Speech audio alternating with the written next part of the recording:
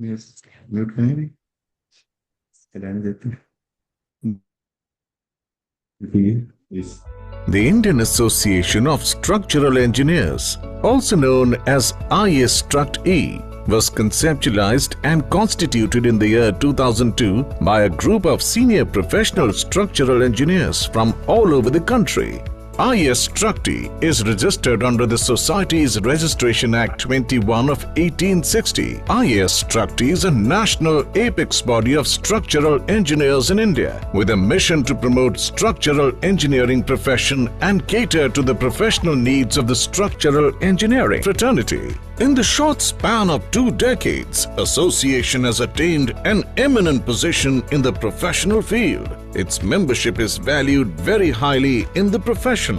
Since inception, IS-Struct-E has been led by eminent structural engineers like late Shri Mahendra Raj, late Shri Kumar Ghosh, late Shri Subhash Chand Mehrotra, Professor Mahesh Tandon, Shri Manoj Mittal, Professor R. Pradeep Kumar, and Shri Alok Bhaumik as its president. IS-Struct-E is a permanent member of Engineering Council of India and interacts with the government on professional and policy matters related to civil and structural engineers. To expand its reach, IS-Struct-E has collaboration with various international professional like-minded associations and institutions like IS-Struct-E, UK and FIB for strengthening global connections and professional exchange. IS-Struct-E's prime objective is supporting and protecting the profession of structural engineering by upholding professional standards and acting as a mouthpiece for structural engineers in India.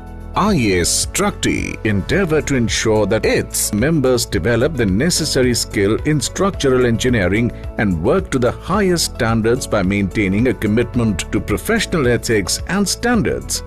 IS-Struct-E is actively engaged in organizing several continuing professional development (CPD) courses for structural engineers to help them update their knowledge and advance their career paths. It also conducts refresher courses for young and practicing engineers and student-oriented programs, seminars, workshops, conferences, technical lectures and discussions related to the latest technological advancements and case studies are also organized regularly for members to enable them to continuously update their knowledge and skill set by interacting with the best minds from the industry. IS-Struct-E's activities are widely appreciated and known for quality technical contents. IS-Struct-E is also actively engaged in publishing its quarterly journal Structural Engineering Digest (SED), code commentaries, professional guidelines, monthly newsletter, and Crossfall, a unique quarterly newsletter that confidentially reports structural failures and the lessons learned from them. IS-Struct-E's publications are becoming popular with time. IS-Struct-E has representation in various technical committees of BIS and IRC as well. Its members are actively contributing to National Code of Formulations. In the year 2020, IS-Struct-E started National Awards competition to stimulate interest in the structural engineering field and to promote innovative thinking and creativity. The awards are presented to the winners in recognition of their outstanding contribution to structural engineering in the categories which include Outstanding Structure, Outstanding Structural Engineer, Outstanding Woman Structural Engineer, Promising Young Structural Engineer, and Best Master's Thesis in Structural Engineering. Reaffirming its commitment to professional excellence, IS-Struct-E launched the accreditation program in 2023.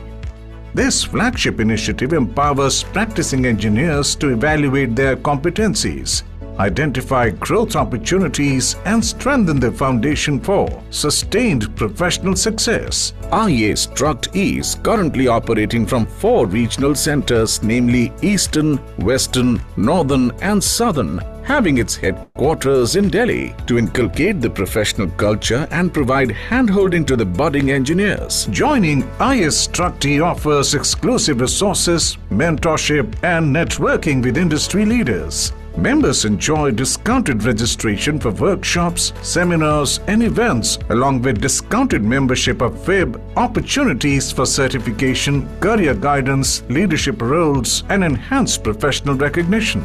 IAS Struct E has its student chapters in several leading engineering institutions as well. Membership of IAS Struct E is open to all civil and structural engineers engaged in structural engineering profession. Members are elected based on their qualifications and experience in different grades as per eligibility requirements prescribed in the bylaws. Each application is carefully scrutinized before electing the members. More information about IA Struct E is available on its website www.iastruct.co.in.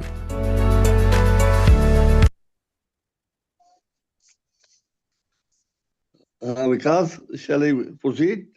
Yes, sir. Yes, sir. Please. Dear friends, welcome to the webinar.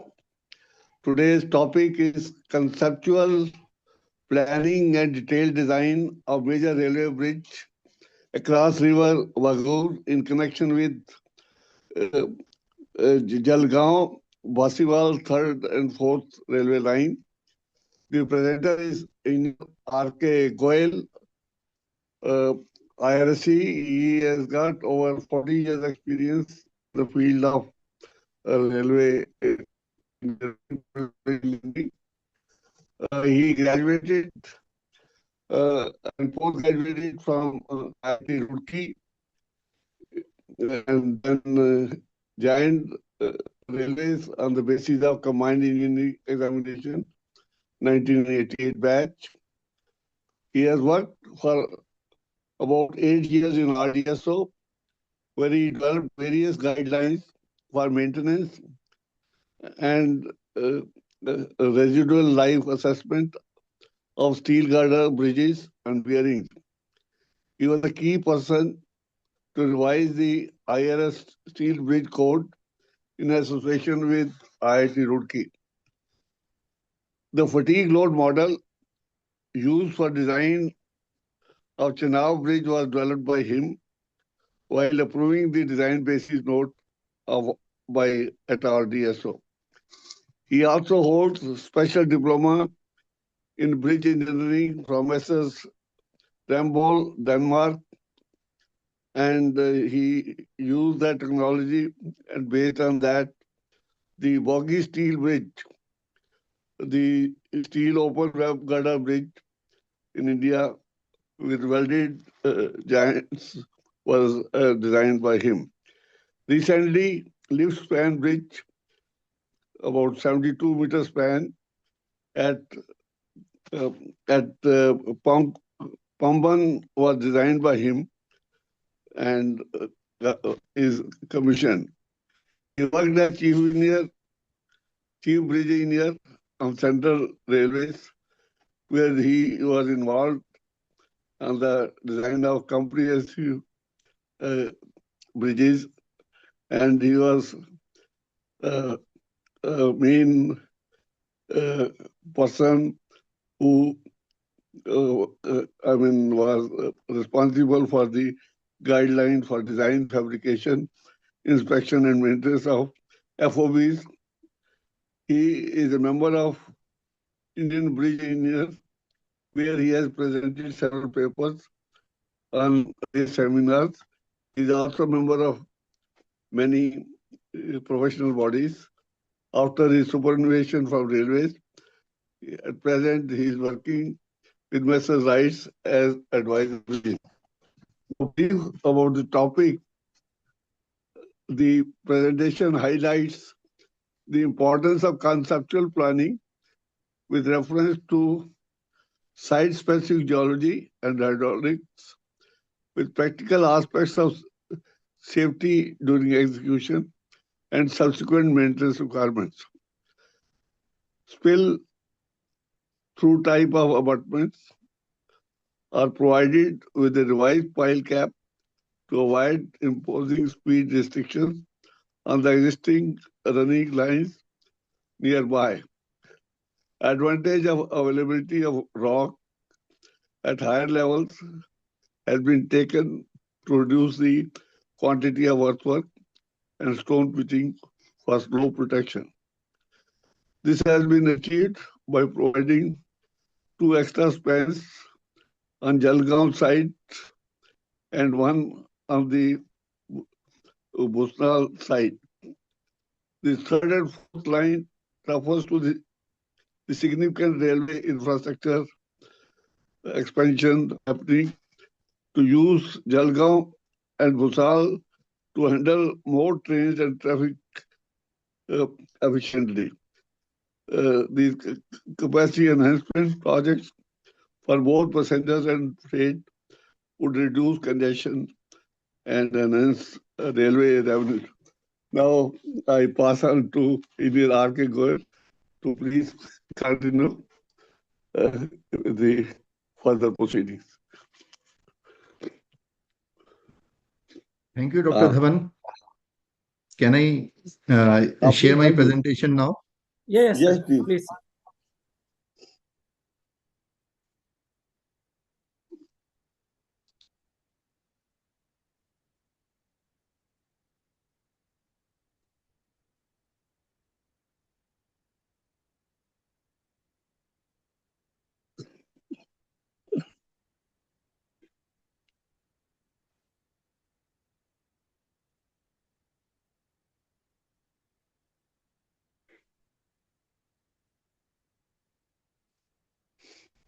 Screen.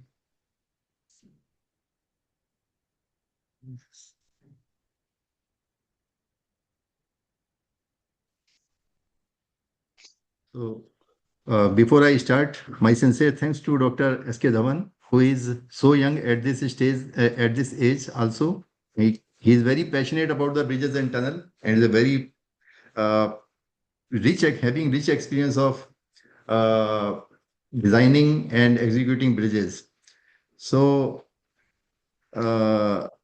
today, my presentation will highlight the need of doing proper conceptual planning before actually doing the detailed design, which helps actually for faster execution of projects. The Yes, sir. project Sorry may to be disturb of... you. Yes. Are you able to hear? Yes, sir. Here, Yes, sir. But please. 2 slides are open. Sir. 2 slides are open. Okay. We can do one thing. Why it is so? Duplicate. Duplicate.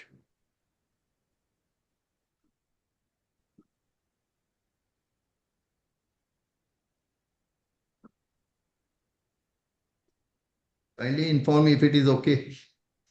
Sure, sir. Sure, sir.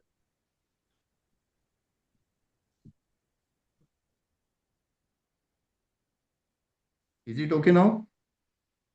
No, sir. Not yet. I think display setting we checked during the practice session. That was okay at that time.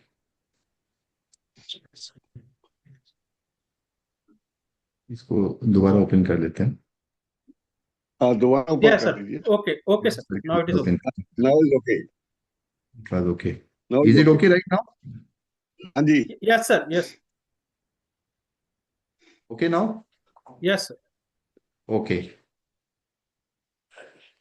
So, just a minute. So, this particular project was a major bridge between CSTM to Nagpur, main section. The section was Jalgaon Bhusawal, where the third and fourth line were to be constructed. Third line was sanctioned, and the fourth line was about to be sanctioned. And it was decided that the 4 major bridges which are on this section, they would be constructed with substructure and foundation for the 2-lane bridges, and superstructure will be for the third line only. So I have been personally involved in the planning process of this bridge. So I had long ago documented this, made a presentation in one of the IIB webinars. And then thereafter, I had given the same presentation a few months ago in IIT Delhi with the young students, so that they can be given this idea about the importance of conceptual design and planning, practical idea. And on the request of Dr. Dhawan, I thought that I must share this important information, important presentation with the community at large. So the faster execution is possible only when you do a meticulous and good planning. This is the end result of this presentation, which you will take away. Now, the organization of the presentation is in different, this is the flow of the presentation. We will have different types of bridges on Indian Railways, the standard spans that are already available, and what are the advantages of conceptual design, loadings of the RDSO, and the critical aspects of conceptual design. Conditions and constraints at site are to be taken into account. Conceptual arrangements with respect to site are to be made. There may be geological constraints, there may be hydrological constraints, and depending upon the actual site conditions, one has to take a decision. Innovative concepts were adopted to suit the local geology and hydraulics, and functions and economic considerations are, of course, they are to be met with. Then Indian Railway is having a well-defined system of inspection of bridges, and maintenance is carried out based on the deficiencies noted during the inspections. So it is very important that we provide the necessary facilities to make it possible that easy inspections can be done, and if required for maintenance, sufficient space is available to access the locations where the repairs are required to be done. Then aesthetics is also a priority, but it's a large priority, in fact, for structural engineers and bridge engineers particularly. And finally, some concluding remarks. So this is a total summary of the position of Indian Railways. Total different types of bridges that are available on Indian Railways as on date are about 1,65,000 or so. And this is the distribution of those bridges. Most of the bridges you will see, they are PSC girders, and there are plate girders. Open web girders are few, but they are mostly important bridges. They are big bridges, so they are very important. And most of the old bridges, important bridges, they are having open web girders, so they are always important for us. And then we have got composite PSC girders, RCC girders, and then boxes, arch bridges, and then some box culverts. This is typical arrangements. Like this is RCC box bridge, arch bridge, simple, pre-stressed concrete slabs, PSC slab we call it. Thin elements, they are prefabricated and used. Very easy to launch using the cranes. Then pre-stressed concrete PSC girders, they are also standard. Then we have got steel plate girders, we have got steel open web girders, and we have got the composite girders. The advantage of composite girder is that it provides you a deck arrangement over which you can lay the normal ballasted track. There are certain advantages of doing this. So now, what are the advantages of conceptual design? Why should we go for a conceptual design? Means at the before we start taking up the design process, we must see what are the considerations which will force our decision to adopt a particular kind of a design. The wrong concepts many times, they result into an expensive design. And if along with being expensive, the design process may require reiterations depending upon the site situations which are known to the designer at a later stage. If sufficient information is not collected before finalizing the type of design to be adopted, then these kinds of problems are likely to come. So many times you have to completely abort the design process and go for a fresh concept. And then in case you process the design somehow and you have not taken due cognizance of the site problems, then you will face the problems during the execution, and that will delay the whole project. And in case you do somehow the complete the bridge, then the maintenance problems may remain, and that will be a perennial problem for the maintenance staff. So conceptual design is usually done without doing any calculations. It is based on the site observations, suitability of the type of the bridge, depending upon the experience of the person who is doing the planning. And detailed calculations are done after the approval of concept by the competent authority. So that reduces the reiterations that may be required by the designer at a subsequent stage. So approval process becomes very fast. And since you have used all the field information while finalizing this concept, so your execution difficulties, they are also taken care of at the stage of planning. So you will find that the execution is going very smooth, seamless, and no hurdles are faced at the stage of construction. Now, Indian Railways is having this concept of having standard spans. You may be surprised to note that there might be about 100 standard spans all over the Indian Railway. Indian Railway is having 165,000 bridges, and there are about 100 to 150 standard spans, and most of the bridges are following these standard spans. The advantage is that you get the launching practices, if you have fabrication construction practices also stabilized. And if there are some problems, they are gone through, and then the standard design may get some alterations. So that will help to construct the new bridges without any trouble, either during execution or during the maintenance. Another advantage of standard span is that in case of any emergency over the bridge, you know that this type of span is a standard span. You will get a ready-made span available somewhere. Like if you say steel plate girder of 18.3 meter span, there is some problem in that girder is say washed away or something happens. So you will get the same type of span available in some of the workshops. So you can straight away pick up from there, and your restoration becomes very fast. So these standard spans are very easy to maintain, available for different loadings, as I have elaborated. Like earlier loading used to be the BGML loading 1926. That was the first standardized loading.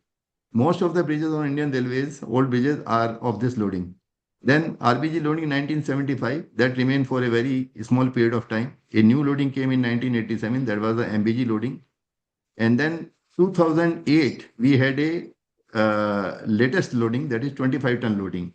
As on date, we are constructing all of our superstructures for this loading, 25-ton loading. This is the latest loading for which all the superstructures are designed nowadays.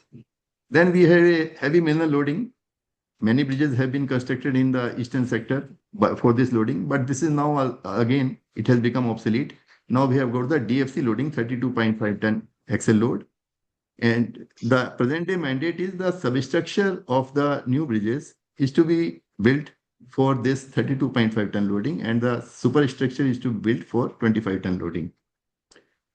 So different types of standard girders are available. Welded, post-tension, pre-tension standard girders. For ROBs also, now we have got standard spans. So this is the summary of standard spans of RDSO.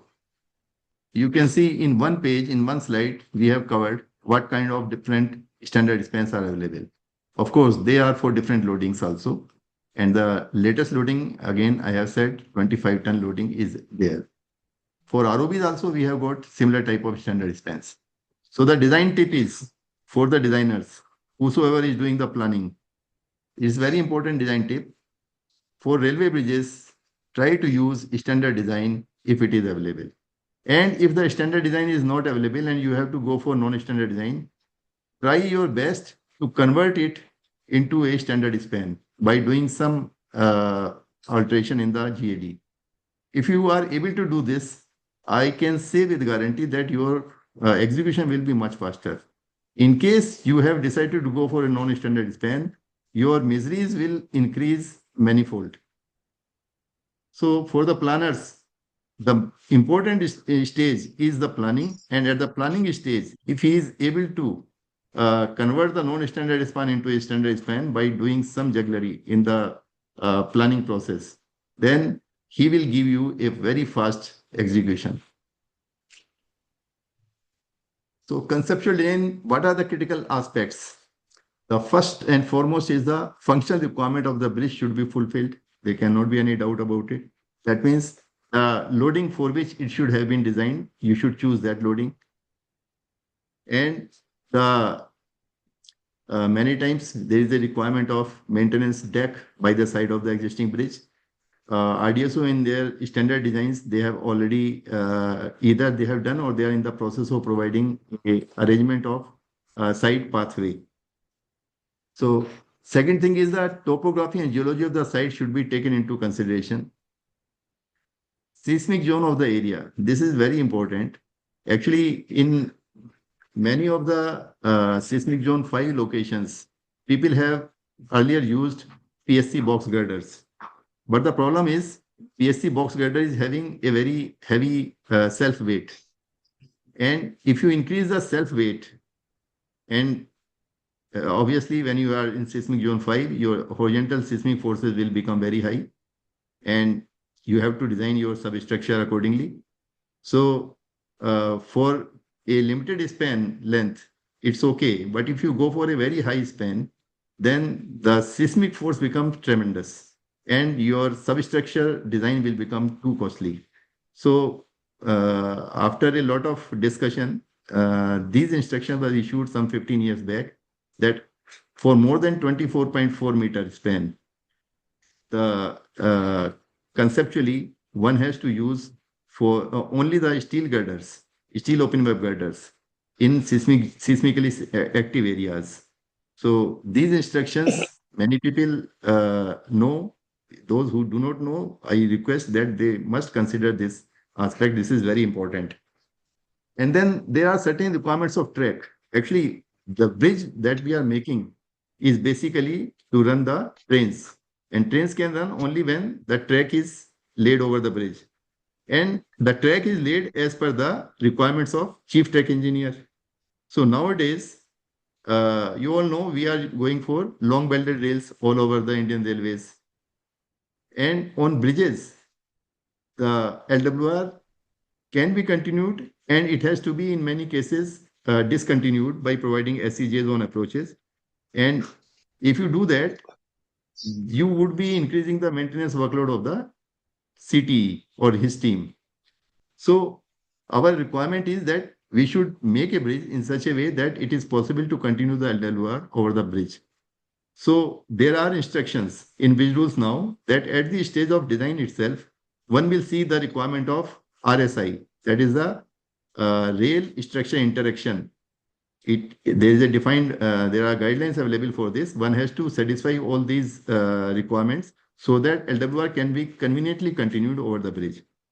So those who are having the knowledge or the experience, they know if you provide a ballasted deck bridge, then you can continue the LWR over it without any problem. So CTE will not raise any objection at any stage. But those who do not understand this requirement, they may go for a different kind of a span and they may get problems at the stage of approval. So this is very important to understand the requirement of the user. Then selection of the type of bridge, superstructure and substructure. Again, it will depend upon the seismic zone and the height requirement and the river geotechnical requirements, whatever it is. There's so many, all that data must be available. And local construction skills and availability of material. Like earlier we used to have arch bridges. Nowadays, if you want to make arch bridges, probably we won't be able to get the necessary skilled labor or the expertise to make that kind of bridge. So one has to understand whatever he is conceptualizing, it has to be executed. And for that, necessary material and skill must be available in the local area. Then method of construction and erection, like if you make a structure in such a way that it requires a crane of very high capacity, say 1,000 ton capacity, and the crane has to be brought at site from a very far distance, say from Calcutta or from Bombay. So it will become very costly. For one bridge alone, nobody would like to bring a crane of that much high capacity to the site. It will be very, very exorbitant cost.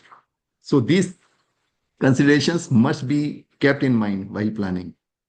Then many times you are in a project where there are multiplicity of one particular type of bridge, say particularly small minor bridges. So there you can use the concept in such a way so that prefabrication can be done, like small slab spans, PSC spans. We usually do this. If it's a large project, say there are more than 100 bridges of say 12.2 meter PSC span where it can be provided. So we must try to convert all the spans of nearby length to the same standard span 12.2 so that the mass production, mass casting can be done at one place. That will help us to do a faster execution at a later stage. Elsewhere, for every bridge, one has to make a separate arrangement of casting. Right? Then requirement for in-service inspection and maintenance. This is very important. Again, I have said the Indian Railway is having a system wherein maintenance is of prime importance. Whenever we create a structure, we first think of about how it will be maintained. So maintenance facilities, inspection facilities are to be provided. Then there may be environmental considerations. If the project is in a sensitive area, say wildlife is important, then all those considerations also has to be kept in view. Many times we lay a track with high embankment and don't provide any openings down below. So the wild animals, they find it difficult to follow their routine in the sanctuary, and they come over the track. And then there are problems of wild animals getting run over by the trains. So one has to be sensitive to this aspect, and they should provide the pathways, wild animals pathways. Elephant pathways are very important in areas like of Odisha and this Uttarakhand. Dehradun के area में काफी इस तरह की problems हुई हैं. Aesthetics, as I have said, it's a important requirement, but first we have to satisfy all other requirements. Then if you can do something to improve the aesthetics, it is welcome. Now, planning process is very important. One has to understand that no two bridge projects are exactly the same. There would be certain difference, maybe in the local geology, geotechnical soil conditions, or river conditions. Something will be different. They may be similar, but they will never be exact same. So the construction methods can be standardized, but the GAD has to be specifically seen with respect to each and every bridge. So various permutations, combinations are to be tried for comparative evaluations so that a very economical and easily constructible span arrangement is chosen. So the need for experienced designers shall remain as long as we continue constructing the bridges. This is a valid statement, and I hope that you will agree with me. Now we come to the location of the Waghur River Bridge. It is between Jalgaon and Bhusawal. I have shown the location somewhere. Chainage is 433, 437, 1931. Let us see the next picture. This is the existing bridge having 7 spans of 24.4 meter composite girders. So this is the upstream side. You can see the arrow in blue showing the direction of flow. And this river is basically converging the river part जिसको बोलते हैं span is reducing as you go towards downstream side. In fact, there was a old bridge on the further downstream side, which was having a very smaller overall opening, but the curvature reverse curve was involved. So when that bridge became obsolete, this new alignment was chosen to improve the speed potential.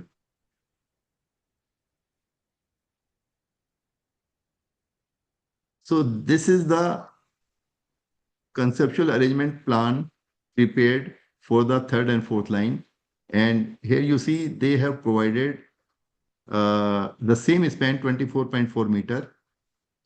Piers were exactly in front of the existing piers so that the flow conditions are not disturbed. And there had been 10 spans provided instead of 7 spans earlier. One span was provided on Bhusawal end and 2 extra spans on Jalgaon end. And where the abutment was there, in front of the abutment, a pier had come. This side also and this side also. Jalgaon side also, Bhusawal side also. And a track center of about 20 meters. Here they are showing 22.50. Okay, 22.50 meter was provided. That was also decided after careful consideration. We will discuss these aspects in next slides. Now, this is again a detailed picture showing the old alignment. This red alignment which you see is the old bridge. And subsequently, this alignment was a bit refined, reducing the curvature. And this is the existing up and down track of line. So in this butterfly span arrangement we have selected, we have found it's a flat terrain, riverbed, rocky, undulating. Material and skills are available for the type of span arrangement that we have chosen. It's a light girder. It can be manufactured. Steel portion was in fact manufactured at Manmad workshop and was brought to the site, duly welded with flexible type of shear connectors so that casting can be done at the site without any waste of time. And aesthetics and environmental aspects, they were considered. Inspection maintenance facilities were provided that we will show. Structurally efficient form for superstructure and substructure. The different type of circular piers were adopted with the pier cap that we will see in coming slides. Now, the decision which have been taken after due consideration, first thing was the alignment. I have shown you the old alignment. Old alignment had the advantage that reduced overall span. And old embankment could also have been used. But the problem is that speed potential. The reverse curve was to be introduced, so there was no point of going for the old alignment and utilizing the existing embankment, etc. So we had gone for parallel alignment with respect to the existing up and down lines. And fourth line was likely to be sanctioned, I have already told. Downstream side has disadvantage of, we could have gone on downstream side also and upstream. Actually, we have gone for upstream side, the third and fourth line. We could have gone for the downstream side, but there also there was problem of increasing the curvature. So that was ruled out.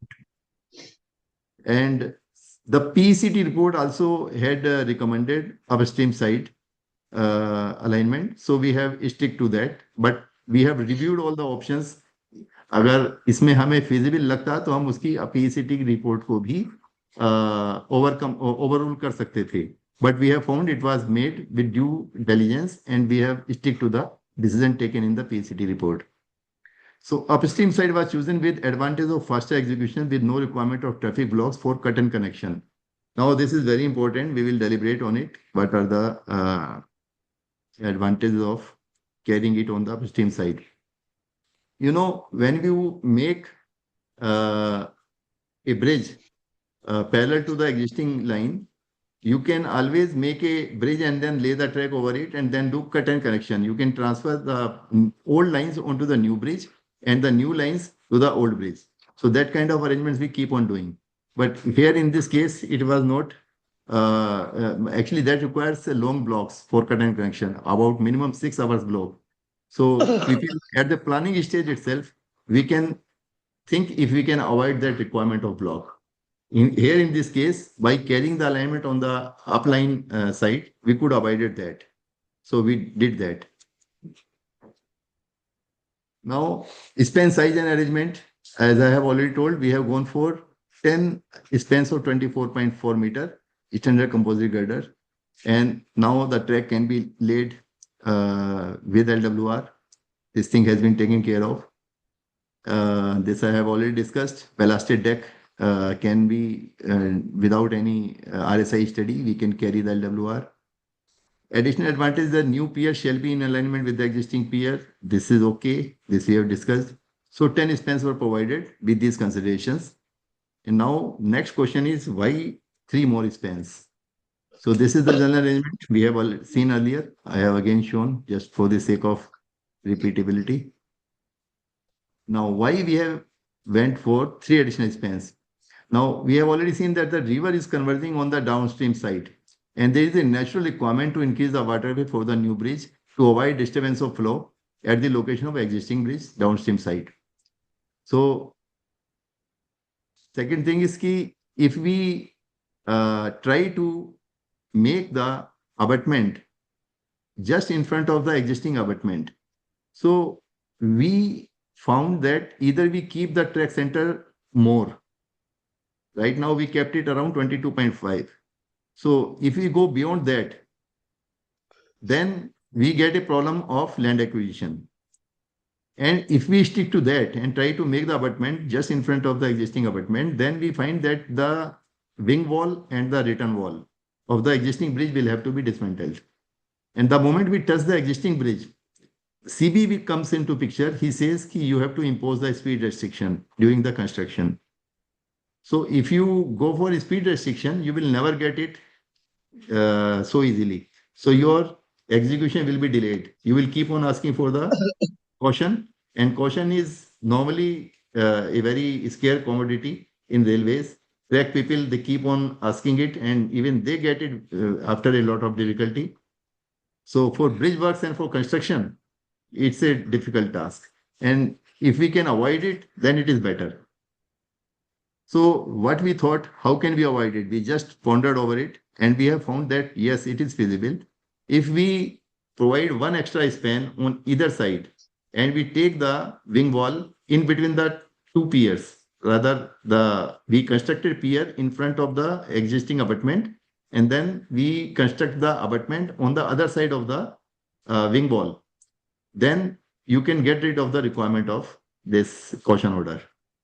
So that exercise was done, and we have found that it is possible by providing 2 extra spans. So we have gone for that. And then third span was also required because we found that the rock level on the Jalgaon side was actually rising. So when we decide to give 1 span extra on the Jalgaon side, we have found that if we provide 1 more span, then our earthwork, and correspondingly, because we were on the upstream side where the water will come and strike over the embankment, so the boulder pitching has to be done. So the boulder pitching work and the earthwork quantities can be reduced considerably. So we went for 1 more extra span, and that has helped us to reduce the construction time, to reduce the dependence on the borrowed earth from somewhere, and the damage to the boulder pitching during the floods is very common actually. So all those problems can be overcome. So with these detailed insight into the maintenance problems, we decided to provide 1 more span on the Jalgaon end, and that has helped us. So you see here, this is the existing bridge, and then we have to some boreholes also. Total 9 boreholes were taken. You see here, it is almost vertical. This is all rock.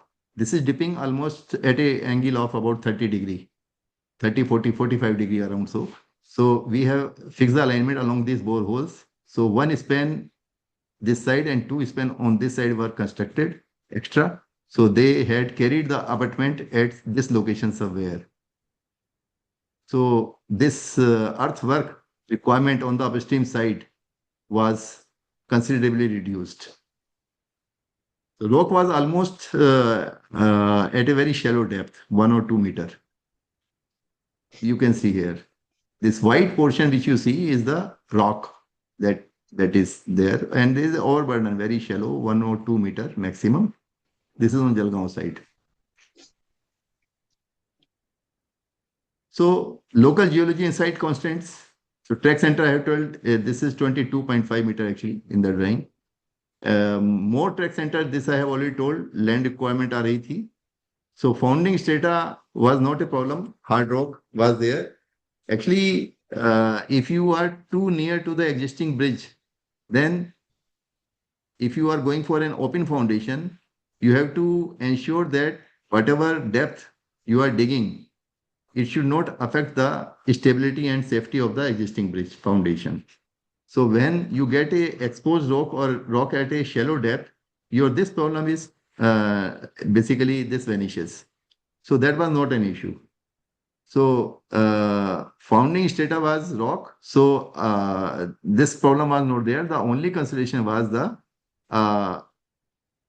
construction of abutments near to the existing running line embankment. So height of embankment was considerable. It was 10 meter on Jalgaon side and 18 meter on Bhusawal side. So even at a track center of 22.5 meter, we had a problem of excavation for normal type of abutments, and that was again requiring a speed restriction on the existing track.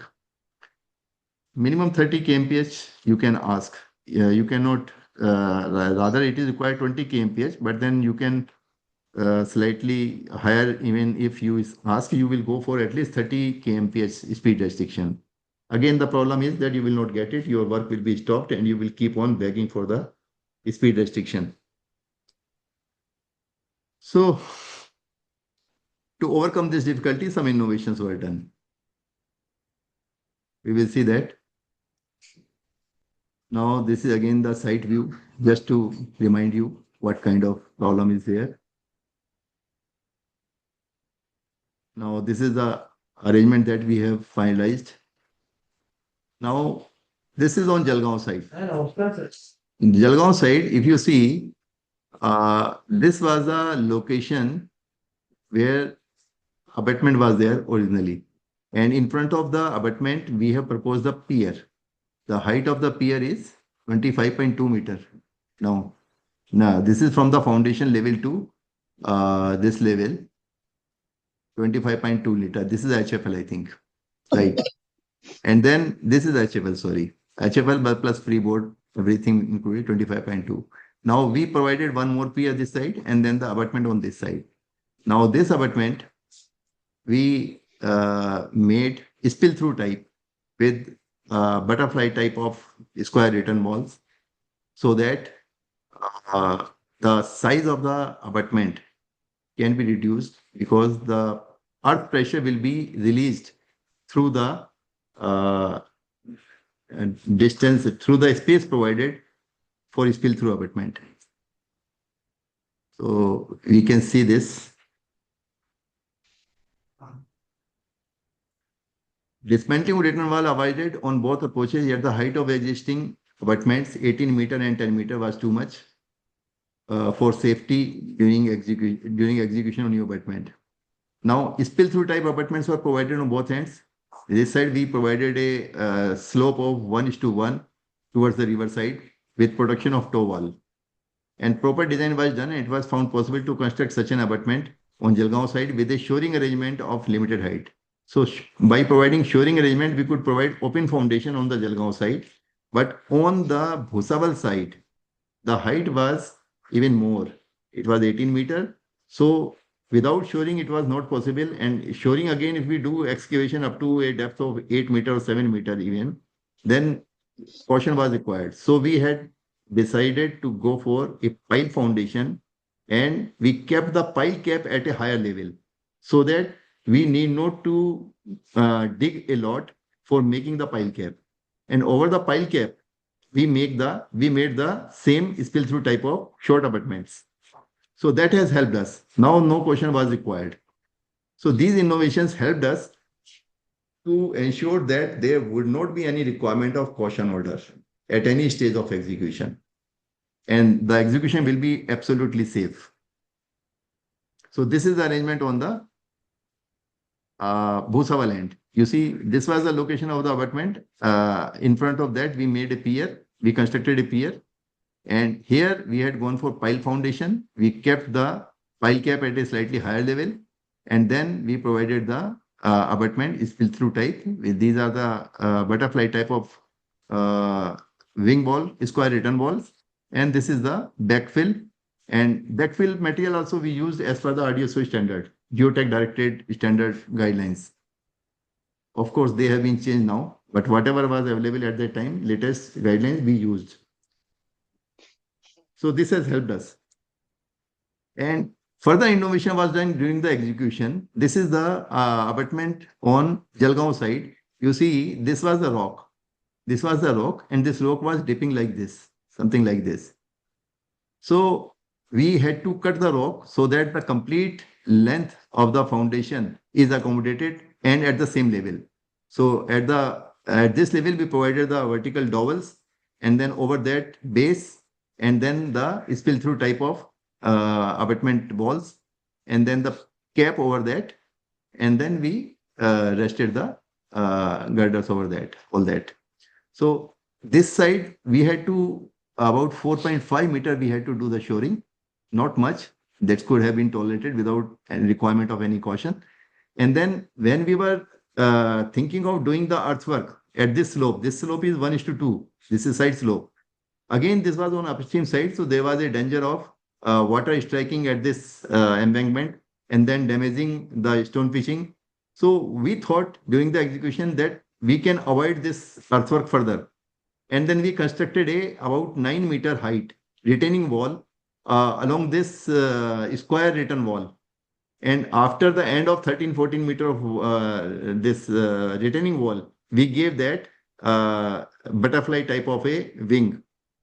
So the earth slope was shifted to a distance of about 12-13 meter further towards Jalgaon. So that has reduced the earthwork requirement, and then the stone pitching requirements was totally avoided. So this was the innovation done after the approval of the GAD during the execution. So this was the final view of the bridge that has come up.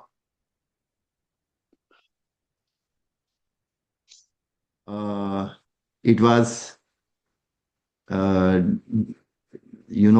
are design parameters for the design of any bridge: dead load, then foundation, pier cap, superstructure, SIDL, superimposed dead load, which consists of ballast and the track and sleepers, etc.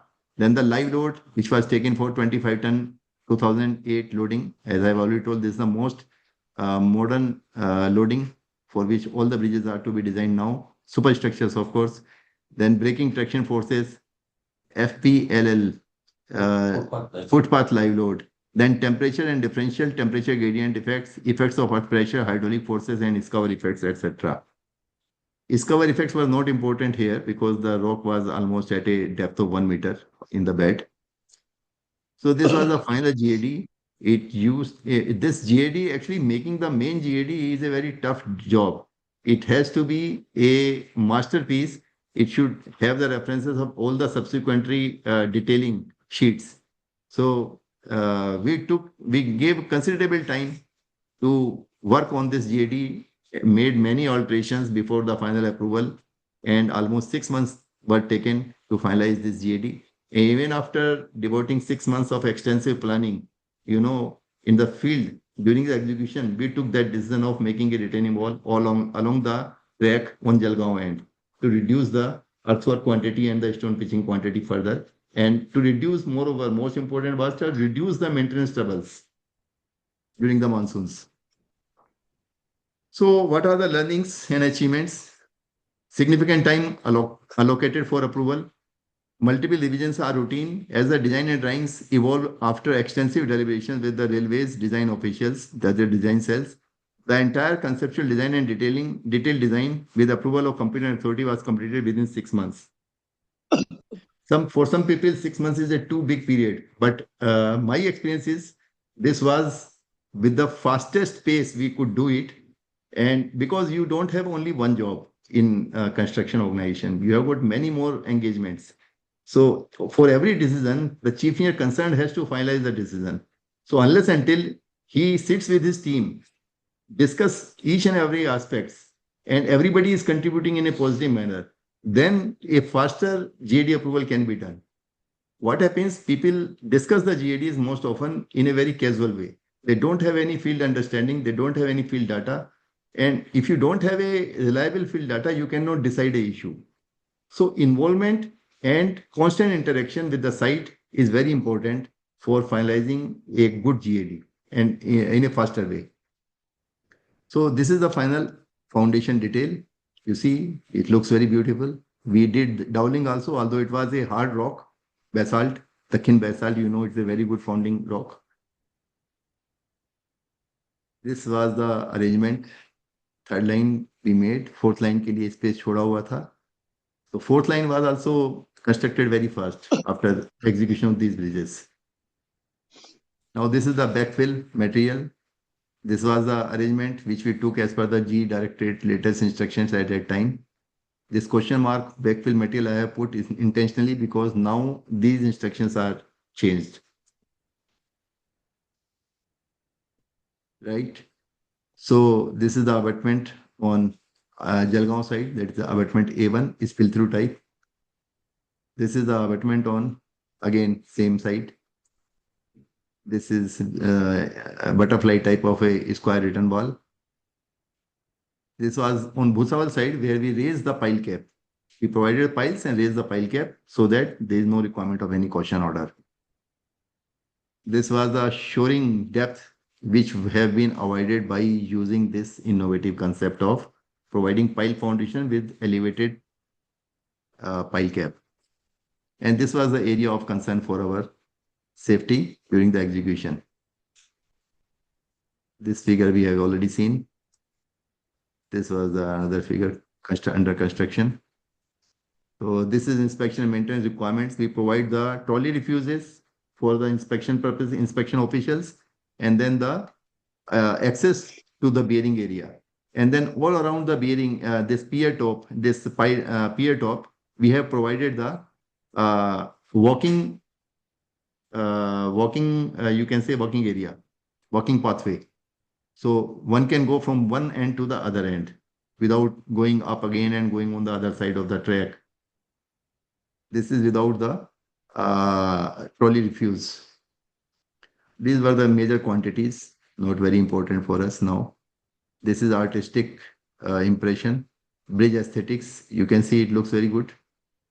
But of course, all the structural and technical aspects have been considered. After that, the aesthetics has come into picture.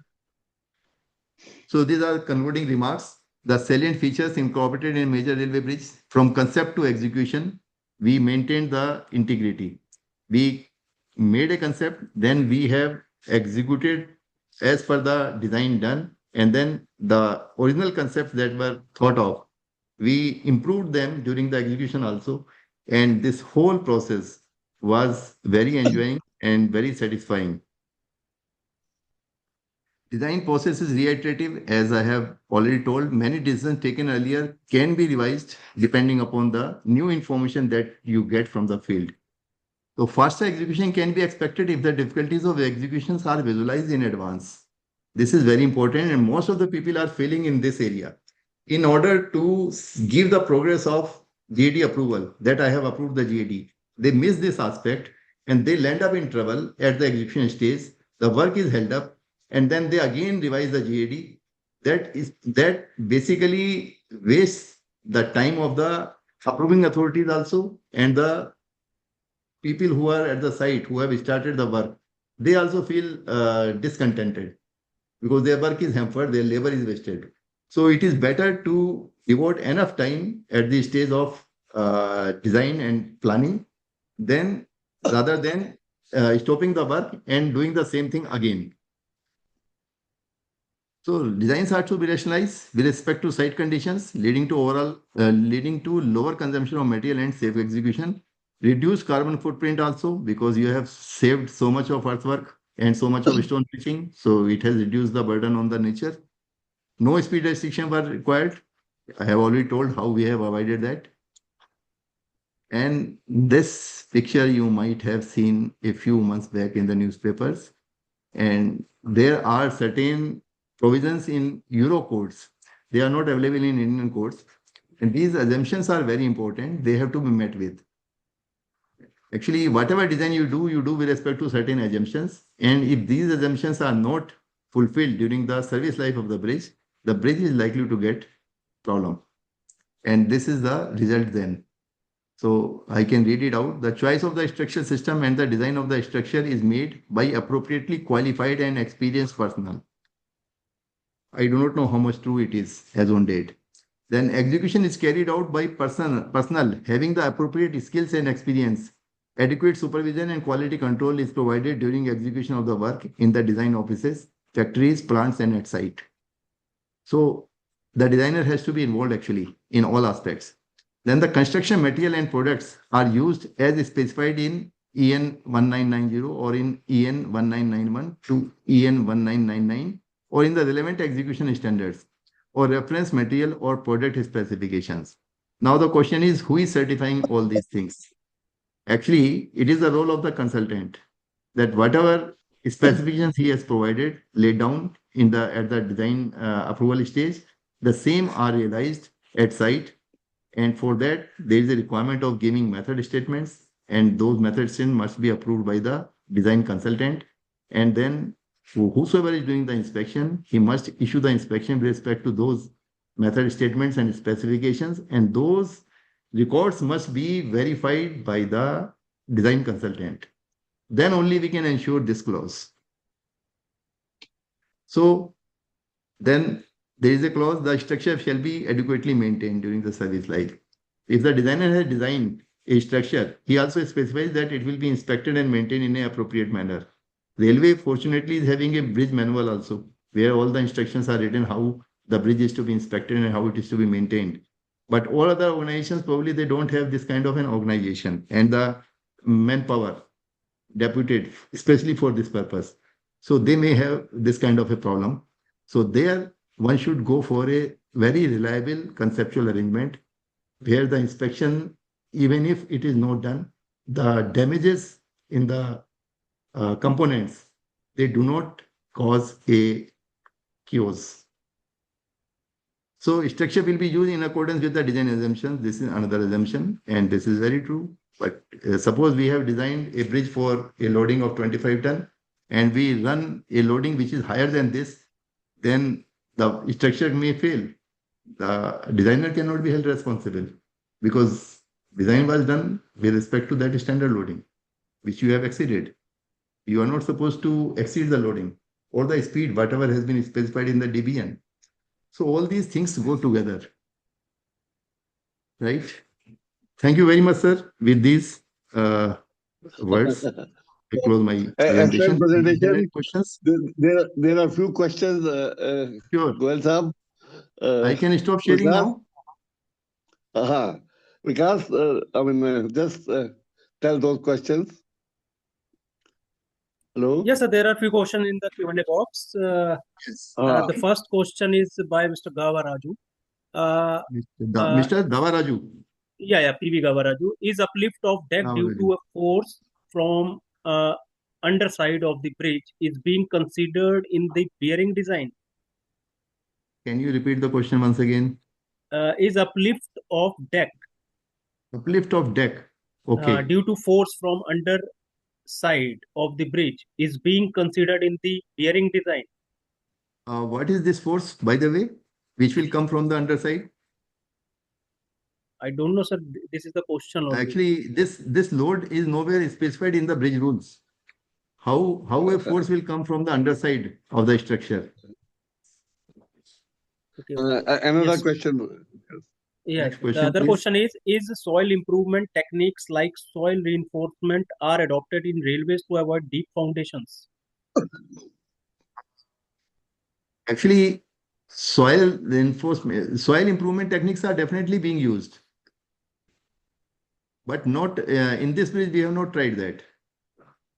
Uh, okay, sir. Thank you, sir. Uh, Mr. yeah. MVB Rao asked, due to flash floods, the vertical clearance and scour formula need revision. Global warming adds to many more problems. Is railways examining effects of global warming and revision of specifications? Global warming will affect the sea level, mean sea level. So river flow will be guided by the gradients that are available, topography in the catchment area. So the HFL is determined based on the standard practices. We have got documents RB 15 and other documents to work out what is the design discharge. And that is again probabilistic basis, 60 years written period we keep. And based on that, we work out what will be the HFL. There are two HFL, one is theoretical HFL, other is the observed HFL. So we maintain the freeboard or the vertical clearance with respect to those HFL. So that is a standard practice, and I don't think it will be affected by the global warming phenomena. Okay, sir. Thank you, sir. Mr. Abdul Majid asks, can pile cap be elevated for road projects also which are near river in the scout zone? Does it have any influence on scouring? Actually, I have already told that every case is a specific case. Yes. So you cannot give a decision Generalized for hypercare. a hypothetical situation which you have not seen, you have not seen what is the situation. Actually, site specific decision has to be taken. For that, the experience of the person is mattering. That is very important. Like this case, we have improved in such a beautiful fashion because I had the idea of with different types of standard spans and ability to discuss with the designers. So everybody was involved with me very happily. Even the consultant was working with me. He also developed a very good design basis note based on this experience. And we all were benefited by doing this exercise. This work was done for more than 9 years back, and still the memories are as clear in my mind as if it has been done only a year back or so. Thank you, sir. Mr. Gavaraju again asked, the recent IS 456 draft says about integrity, robustness, progressive collapse, durability, etc. Can these be Yes, adopted in railway bridge design? we are already doing it actually. Everything, railway is having vast experience, particularly in field of bridge engineering. We have got the experience of previous failures. We have got a separate bridge cadre actually, which no other organization is having. IRC, I don't know. They are mostly working on the strength of consultants, but Railway is also taking the help of consultants. But Railway reviews the submissions made by the consultants very, very meticulously because they have got design cells available. So, Uh, Matlab, yes, Railway is in a better position, and Railway has got a organization RDSO, its own organization. So there we have got plenty of past documented material available. We take the help of those records in case of need. thank you, sir. Mr. Arun Kumar asked, studies like wind tunnel or seismic specific return period Yeah. are carried out for this bridge. Please mention, sir. No, not required. This was zone 3. Seismic force was not that severe. And we had a very good strata, rocky strata. And moreover, the superstructure, we were using the standard superstructure. And the substructure we designed with respect to the seismic code that was available at that time for zone 3. Thank you, sir. The next question is, in IRS CBC, there is no guidelines for surface reinforcement in no tension phase. Some zonal railway insisting to provide 0.12% BTD as a surface reinforcement, which will be much higher than surface reinforcement required to prevent temp and shrinkage crack. How much surface reinforcement is provided at top surface of footing? It's a very theoretical question related to codes. I think the CB of the railway, or if he is not in a position to give a decision, then the RDSO. Uh, it has to be examined what is the requirement of this gentleman. Next Thank you, sir. question. Yes, sir. Mr. Hemant Gaur asked, Japan high seismic region have moved for optimization of mass towards corrugated steel web plate girders for composite bridges. Any work on standardization for corrugated plate girders? So far, no. In my knowledge, as far as my knowledge goes, no such thing is being done. Thank you, sir. Mr. Ravindra Shekhar asked, do the bridges are designed for high-speed trains at time of designing, or the bridges are retrofitted at later after? बड़ा simple इसका answer है. Actually, we have a bridge rule, and bridge rule gives you all the loadings. And for taking the dynamic loads into account, they are using a coefficient of dynamic augment. So that CDA is applicable up to a speed of 165 kmph for passenger trains and 125 kmph for goods trains. So if you are running the trains at a speed up to 165, or say keeping a margin of 5 kmph for factor the safety, 160 kmph, then there is no requirement of doing any other exercise. But if you are going for a speed more than 160, then that CDA is not applicable. Then you have to go for dynamic studies. And that dynamic study had been specifically done in case of high-speed railway line that is being constructed between Ahmedabad and Mumbai. And that study was basically very meticulous study done. It has related the span length with the coach length. So it's a different area. So that kind of a study for Indian railway bridges right now, it is not required up to a speed of 160 kmph. Yeah, thank you, sir. GV Jayachandra asked, recently the seismic zone map for India has been revised. Does this have any Yes. effect on existing bridges? Any strengthening is needed for existing bridges? इसमें my submission is that if you see the zone 6 as it has been given in 1893 recently, so that area is mostly in high Himalayan region, all along the Indo-Tibetan border, or in the areas of hilly areas of Assam. So there is no existing bridge over there. So our existing bridges are mostly in zone 5, 4, 5. So there the bridges are existing for the last so many years, and there is no such problem being faced. And one more extra thing one should understand, in railway, the bridge spans, they are basically tied on the approaches through the rails. So there is a extra damping because of that.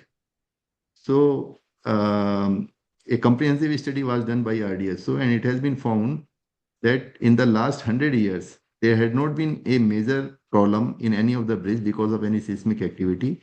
Even in case of a Bhuj earthquake, there was problem in a few bridges which were arch bridges, old arch bridges, because arch bridge is basically having a lot of rigidity. So there had been some failures on minor arch bridges, and no other major problem in any of the major bridges. Thank you, sir. Mr. Dine Ambade asked, the calculation of socket length for the pile in the rock should be done using IS 14593 1998, reaffirmed to 2023, or as per IRC 078 2014, Appendix 5. And for this bridge, how you have calculated the socket length? In this case, we have not provided any. We were having the rock at the depth of very shallow depth, 1 or 2 meter. So we had the end bearing piles, and we did not have any problem actually. All these aspects, I believe, they were adequately taken care of by our designers at that time. And your question actually, it required to be answered after studying all the codes that you have mentioned. Thank you, sir. Next Thank you, sir. question. Sir, this is the last question by Dr. Lakshmi, madam. Whether the existing bridges designed for BGML or MBG loading have been strengthened for 25-ton loading. Actually, we have got a system of checking at RDSO. Before we allow any new loading or the higher axle load operational, we do a comprehensive study at RDSO with respect to the EUDL, equivalent uniformly distributed load. What is the EUDL of the BGML loading and what is the EUDL of the new loading? And what will be the effect of that extra EUDL on the member strength? So if the member is not sufficiently strong, then we clear that loading for bridges with a speed restriction. And why speed restriction? Because by imposing a speed restriction, we reduce the dynamic load component of the overall design load. So the bridges are safe for the higher loading, but with a reduced speed. So that kind of speed certificate we issue for each and every such endeavor. So it's a perfect system, laid down system, working well. And for those bridges which are not in non-standard, that job is being done by the chief bridge engineer of the railway, zonal railway. Thank you very much, sir. These are the only questions. Yeah, Dhawan sir, please. Friends, today's presentation by Engineer R.K. Goel, I tell you, he has experience of over 40 years in the field of railway bridge engineering. And then the details that he has said, now our consultant should see that everything right from the start concept stage to the completion, there are no shortcuts. I mean, every detail is important, particularly in railways, as you said, the requirement of users, then the material at site and the workers required, methods of construction, erection, environmental conditions, requirement for inspection during maintenance. Maintenance is equally important. Then animal pathway in the forest area and the concern for safety. So the railway got every though consultant is there, but then their in-house experience in planning design is also updated. And with that, we are grateful on behalf of the IS Secretary and myself that Engineer R.K. Goel spared valuable time and sharing his experience and telling the details of existing major railway bridge across river Waghur. So friends, we are now concluding, and now because of the ending year, I wish everybody Happy New Year. The next New Year in January, we will have another topic, another speaker. With that note, I wish everybody again a Happy New Year. Thank you. Thank you very much. Thank you. Thank you, Dhawan sir. Thank you very much for giving me this opportunity. So grateful to you and to all the audiences for asking so many good questions. Thanks. Thanks a lot. Thank you so Thank much. you. Thank you. Thank you.